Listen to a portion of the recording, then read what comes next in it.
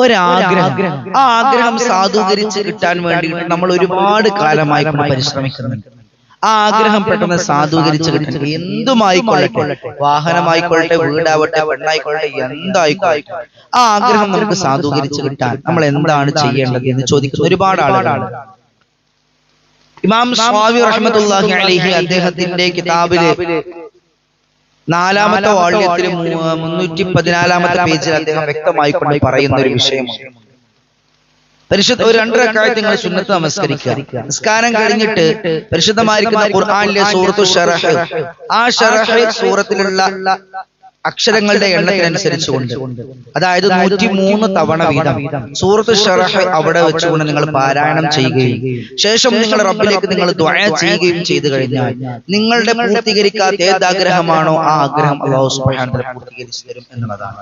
അല്ലാഹു സുബ്ഹാനഹു വ തആല തൗഫീഖ് നൽകി അനുഗ്രഹിക്കുമാറാകട്ടെ.